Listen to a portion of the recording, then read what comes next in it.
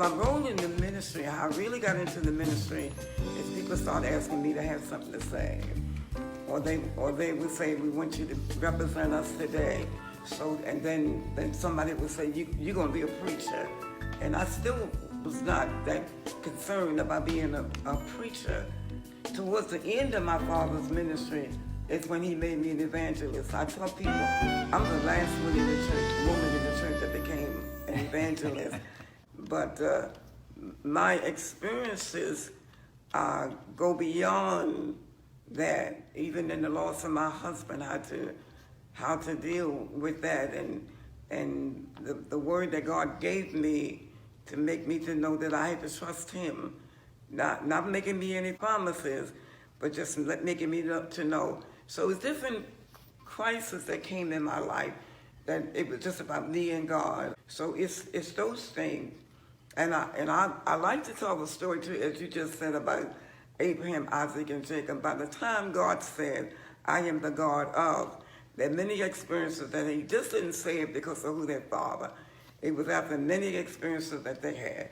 Then out of that, then God became their God. Mm-hmm. And God became my God out of all of the experiences that I had to trust Him for myself, and I had to believe Him. And there was no other way to get through it except God got me through it. So I understand that it's through a process of a relationship with God. It's how we get to know God, because we have to know God for ourselves. He can't always be the God that my father worshiped, because my father may not be here all the time, and my husband may not be here. But if they're here or aren't here, then there's this personal relationship that you have to have with God. That is so awesome. Pastor Diggs, why is this church so important to you? This church is so important because of how we got here. The whole ministry of my father, how he started, it wasn't something that he sought after, but it was something that it just seemed to be. So a lot of times we call him Abraham, mm-hmm. because it seems like God led him in a certain direction. The story of it is he was coming from one of his daughter's house, and when he walked past, he saw this lot, and he started inquiring about it. And it is said that where old abandoned cars and trash was, but that's not how Pastor Barnes saw it. He saw it as a place, a temple, a house for God. We even asked why. They don't know why, when the houses were built, that they stopped where they stopped, and nothing was ever here. So we kind of feel like God was preserving it for us. For some reason, He wanted us to have it.